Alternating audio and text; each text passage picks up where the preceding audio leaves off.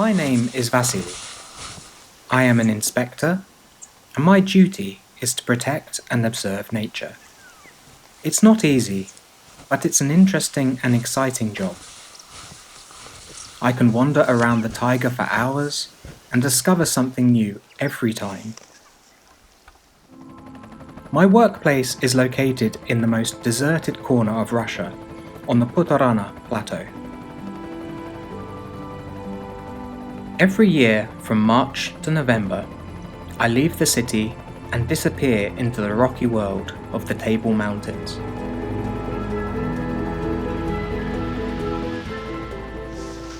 I will say right away that this is not a romantic or a lucrative world. Life in the taiga is a constant work and a daily struggle for survival. But I can no longer imagine my life any other way.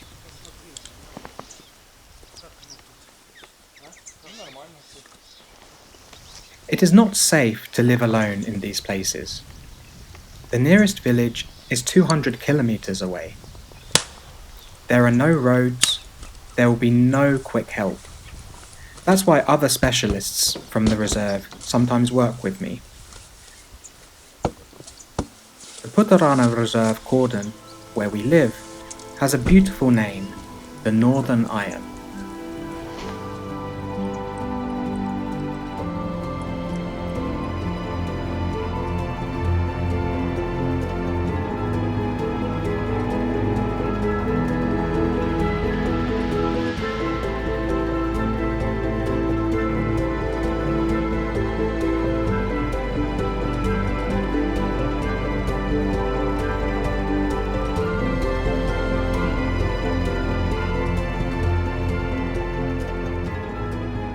The cordon is located at the northern end of Lake Ayan, in the central highest part of the plateau.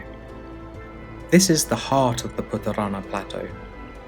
Many people dream of visiting this secret place to hear its mysterious rhythm.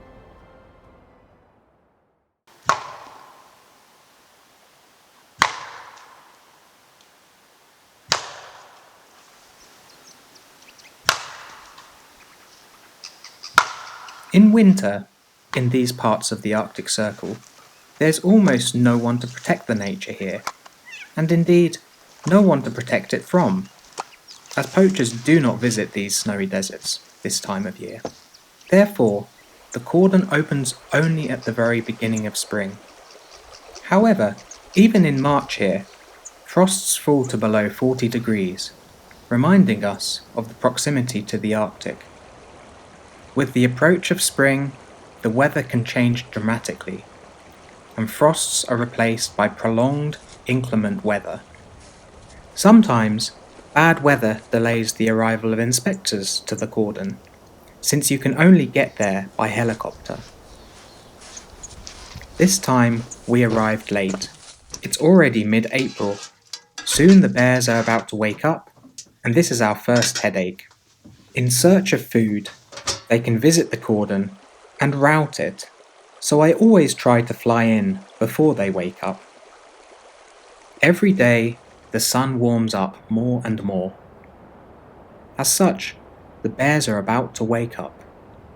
To count their number, inspectors set photo traps near trees, to which bears come every spring to refresh their boundaries. Вот так нормально. Ну вот это портяг. Если он подойдет, начнется тереться вот так спиной. Ну да. Вот он эту палку собьет, ловушка как раз его и снимет. Не, утрет спину точно.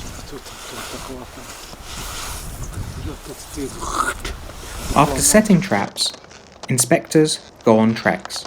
It is necessary to have time to go around the whole territory as much as possible and conduct animal registration before the spring blizzards erase the traces in the snow. Looking at the animal traces, an inspector defines what animals live in the surrounding area and also counts the number of animals. Subsequently, according to this data, it will be possible to find out about the annual dynamics and quantity of the local inhabitants. As a rule, first we go along the border of the forest, where most of the traces are. In most cases, these tracks belong to partridges and hares. They are attracted to the thickets of shrubbery, where they can find food and hide quickly in case of danger. There is always someone to fear here. They can become easy prey for wolves, wolverines, or falcons. Тут потоптался, понюхал. Одинаковые. Следы, видишь, он прыжками как шут пошел дальше. This year, there were not so many traces of these four-legged predators. Deer do not spend winter in the local valley, which means that there is not enough food for the wolves, as they migrate after the deer. In the depths of the forest, there are almost no traces. Here, the snow is loose and deep, and animals do not come here unnecessarily. Sables often like to visit these forest thickets. These are light animals, and deep snow is not a problem for them. While the inspectors were conducting their census, the king of the taiga wakes up. The bears first go to the river, and to those places where thawed patches have already started appearing. In such places, they can always find thawed carrion and dig up roots, as well as eat last year's berries.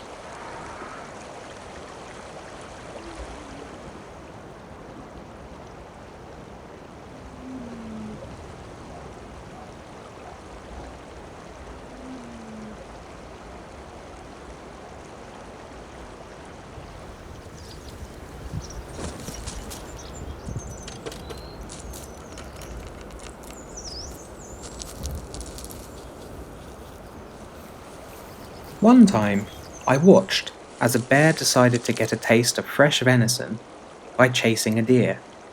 Obviously, the bear was still young and didn't know that for such a hunt, you need to be a sprinter.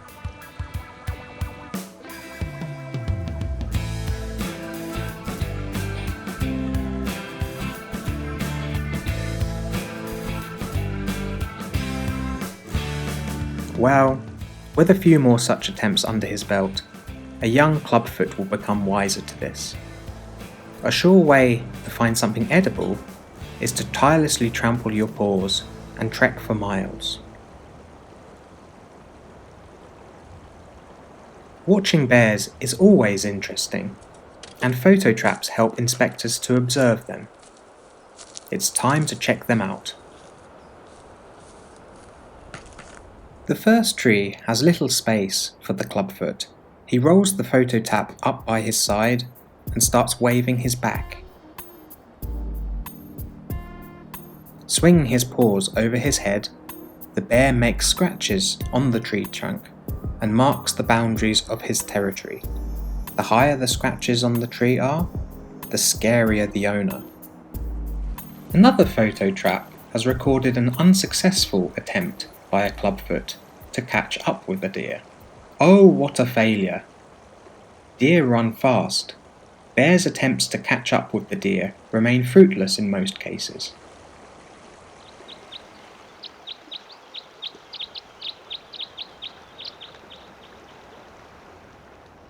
Sometimes I surprise the bear. I put some waste meat under his favourite tree.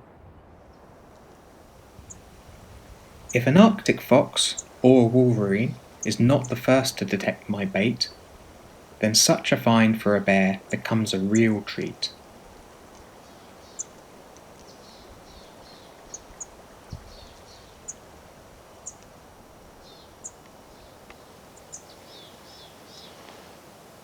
Several young bears often live on the territory of larger male bears. They also choose their own trees and announce their presence.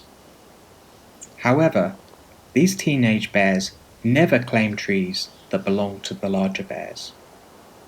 At least, our photo traps have never recorded any such attempts.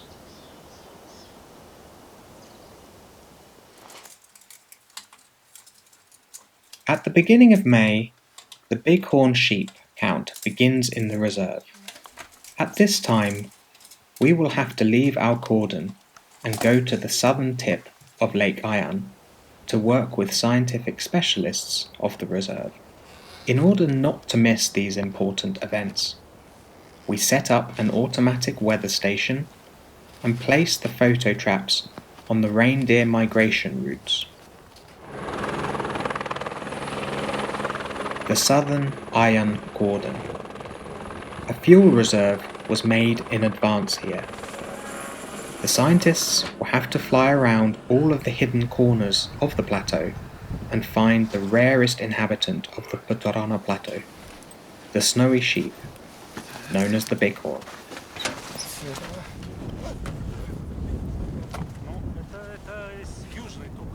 Right now, when the frosts have subsided and the slopes are still covered with white snow, is the most convenient time to register animals. It's not an easy task. The main enemy of researchers is the weather. It is unpredictable at this time and can deteriorate overnight. As such, we must hurry. У нас каждый день новый маршрут. Ну вот нам надо сейчас, завтра посмотрим. У нас будет еще время посидеть. Нам завтра надо вообще максимум план это Оран Хибарба, заправиться, потом уйти на Хугдекит, там вернемся, вот эту шишку обойдем. Да, вот ее посмотрим. И вот так вот обратно. Посмотрим. Докит посмотрим, да, пролетим. И сюда вот пошли. Лук вот отсюда перескочим. Заходим, параллельно выходим и обратно. А ты, может, сначала Северный Аян, потом вот так вот? Не, сначала погода, если погода позволяет, мы максимальный маршрут.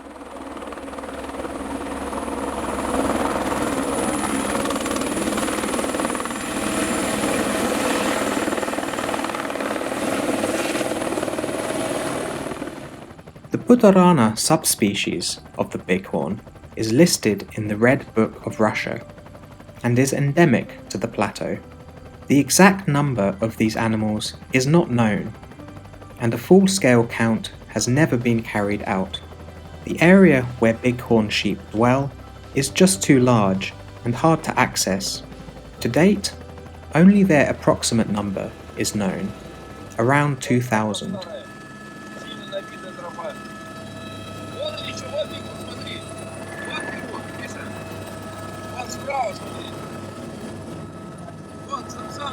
Одна, да, это оттуда.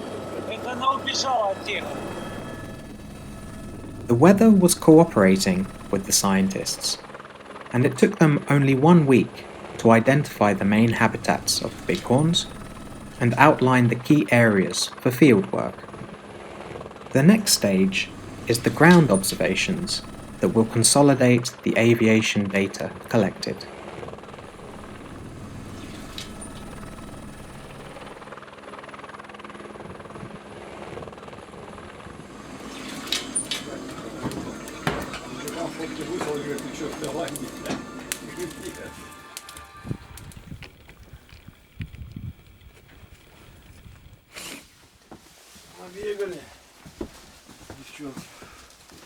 Нет, самок мало, самцов больше, видишь, фотографировали. Ну вот это вообще такой пенсионерный парень. Этот ему лет 12-13, наверное, есть 100%. Самое больше вчера было, да? Ну, делайте сам больше. Нет, сегодня хорошо на... Нет, на Вороне хорошо. На Вороне хорошо. Ворон вообще прямо такой богатый. Порадовал. Смотри, Вась, он там копался в нашем этим. Мы-то свою работу делаем. Считаем, то, что мало, это тоже результат. Мы же не делаем, скажем так, результат, чтобы у нас...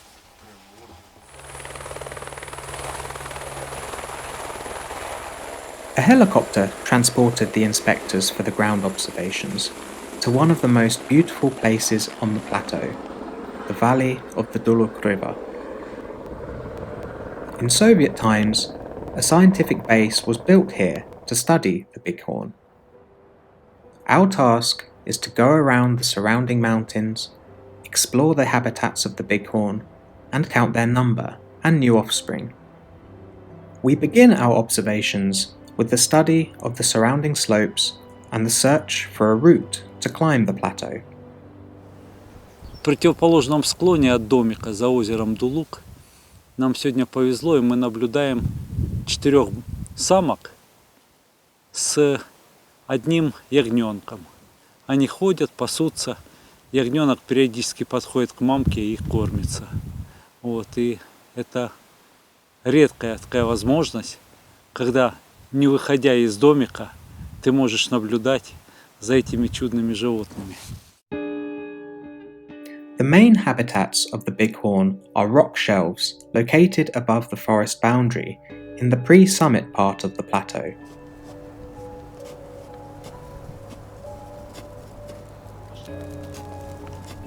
There are very few safe places to climb in the valley of the Duluk River. The group is going to have a difficult and grueling climb. Надо туда идти завтра. At the top of the plateau, we have a little rest and a snack. We carry firewood with us to make tea. Trees no longer grow on the top of the plateau. A hot drink will give us strength to walk another dozen kilometers and return. Что-то непонятно где, куда делись самцы с того склона. Ушли куда. Понятно, там вверху не видно, здесь не видно.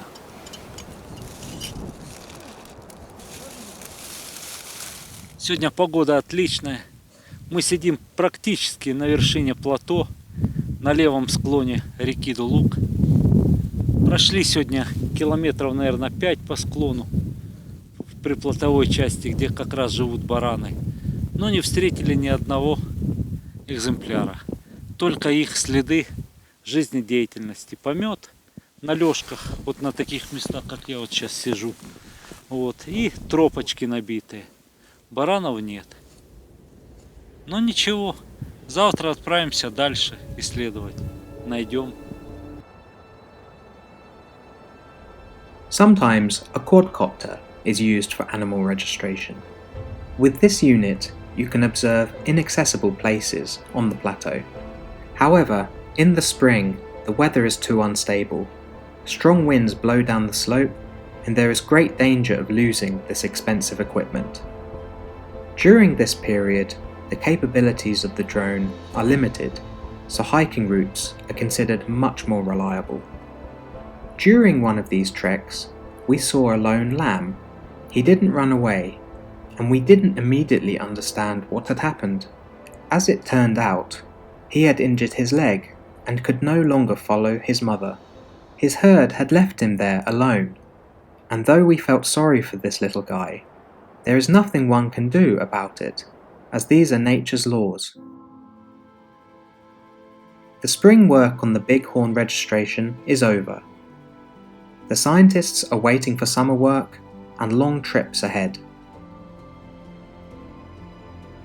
The inspectors return to their cordon on Lake Ayan, where the spring changes in the landscape are clearly visible.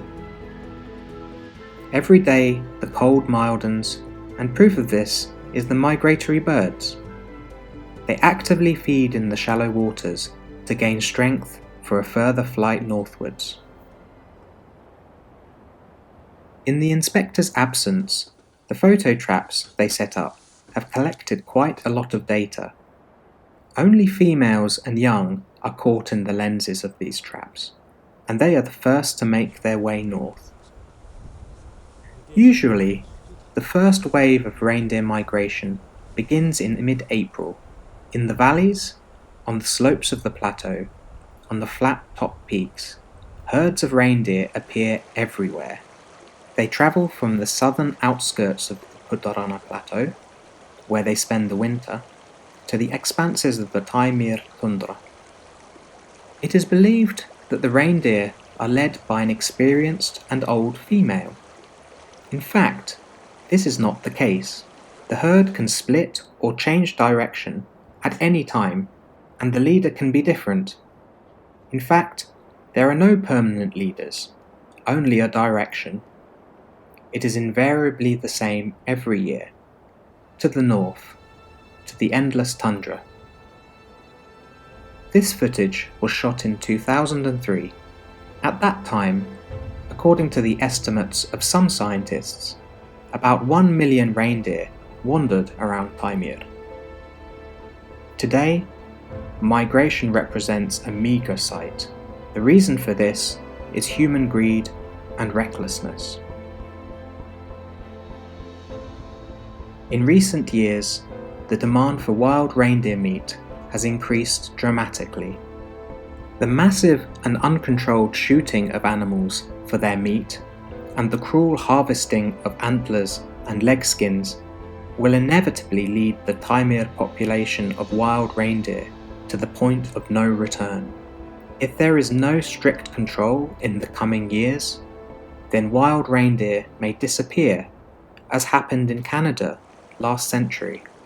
Reindeer are the main link in the chain of interconnections of the fragile northern nature. As soon as these chains are broken, this wild corner, Taimyr, of our large country will become empty.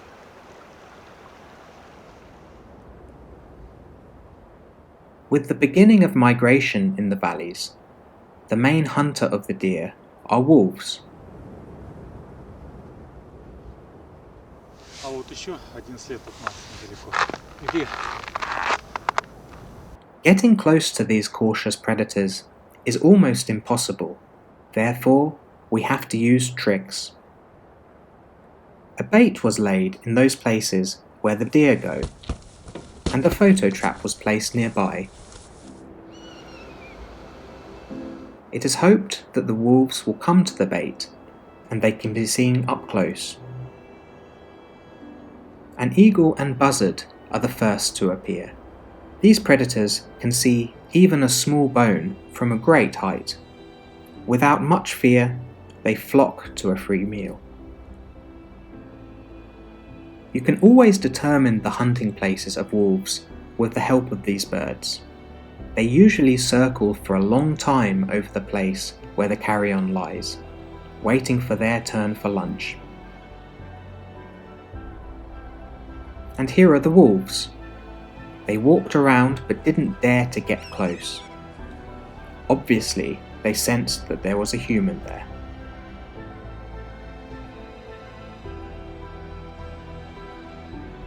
As for the wolverine, it did not become ceremonial about the feast.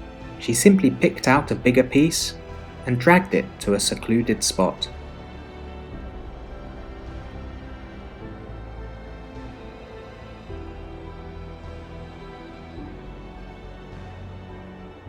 Today, people still blame their blunders and recklessness on the cunning of wolves. But in these places, where the tiger's expanse is controlled only by wolves, I cannot reproach the greys for robbery. Wolves are intelligent and rational creatures, and will not kill for fun. At least, I haven't seen anything like that in my 30 years exploring the north. It's the end of May. We can safely say that spring has begun. The cordon always has some chores to do. It's time to cover the roof of the house and paint the walls, clean the windows, clean and sort out the stove, and add insulation to the floor, remove the wind blown around the cordon, and make new descents to the river. Those of you who have your own home can recognize our worries.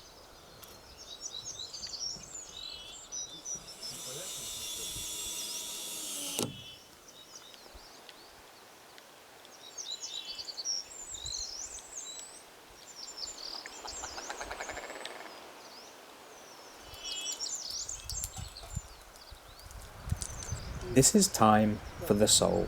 A month ago, inspectors planted seeds for seedlings. They have grown, and there is too little space in the cabin for them.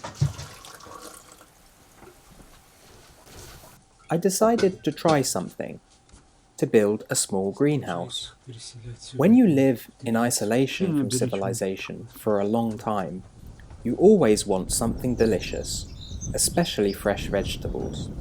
To grow cucumbers and tomatoes in the Arctic Circle, in the mountains at an altitude of 500 meters, where the weather is unpredictable, is not an easy task. I have never had such an agronomic experience. Anyhow, if it doesn't work, the greenhouse can always be converted into a small economic warehouse. June breaks onto the plateau rapidly. It brings with it heavy rains and strong winds. In recent years, thunderstorms and hurricanes have become more frequent. Previously, there were no such cataclysms in these parts. Clearly, the climate is changing, and with it the nature here. Snow in the mountains begins to melt quickly. It's time for the big water. Rain and warm winds destroy the icy shell of the lake, and the ice begins to shift. Tons of ice descend into the river, as if into a giant meat grinder, and the ice is ground and carried away by a fast current. This performance does not last long. We need to hurry in order to stock up on ice. I collect ice for preserving food. A basement cannot be dug out from the stony soil in this area. I cover our food buckets with ice and then place last year's grass on top. And so the fridge is ready. Now, natural cold is guaranteed for a month and a half. By the end of the summer, we move the food containers into the river, where the water is always cool.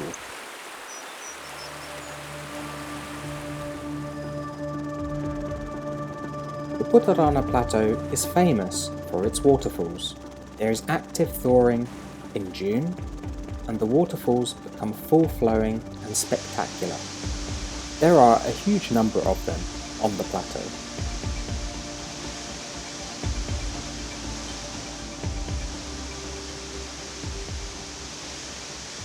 The highest waterfall, descending into one stream, is located on the Kanda River. Its height is 108 meters. Waterfalls can be found higher on the plateau, but they occur only during the spring, when the snow is melting, or when heavy rains create temporary watercourses.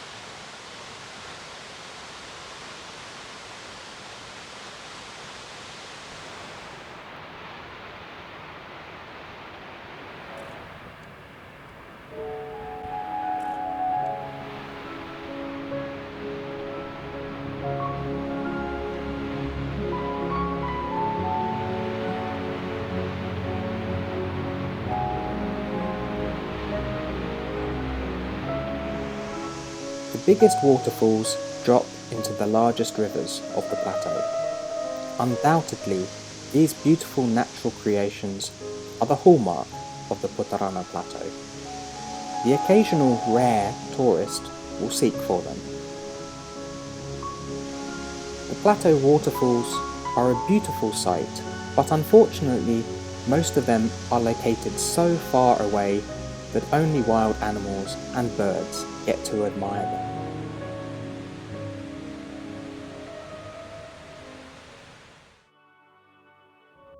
With the onset of summer, it becomes very difficult to observe wildlife.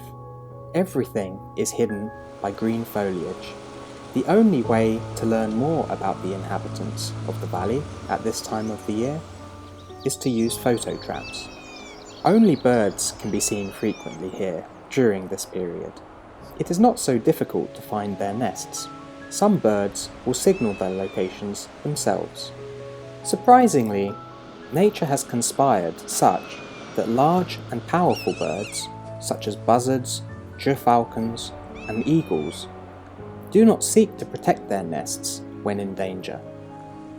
They take off and start circling and screaming, drawing attention to themselves and the nest. It is clear that these birds protect themselves first, as new offspring can always be bred next year.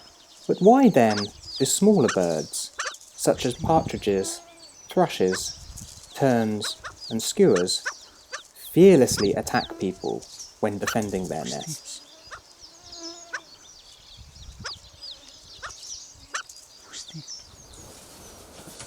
It's been a month since we moved our seedlings to the greenhouse, and here is the first harvest. I can't believe it.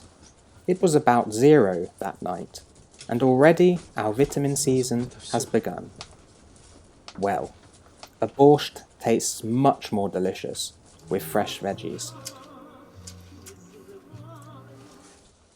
I did not expect that tomatoes would begin to ripen in the greenhouse in August.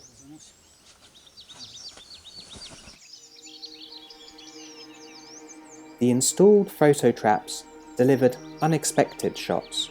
It's a sensation. A lynx was caught in their lenses several times. Lynx have never been encountered so far north on the Putarana plateau. Now the inspectors will have to find its den and keep surveillance over it. With photo traps, it has become much more effective to observe the secretive inhabitants of the taiga. Now the inspectors have learnt that 3 bears of different ages live in the vicinity of the cordon. They do not feel too cramped in the area just yet. However, very soon the young will begin to claim territory for themselves, and the old owners may have to cede and retire. However, judging by the size and confident gait of this one, he is not going to give up just yet. These 3 months in the iron cordon flew by unnoticed. A helicopter arrives tomorrow with one of my colleagues.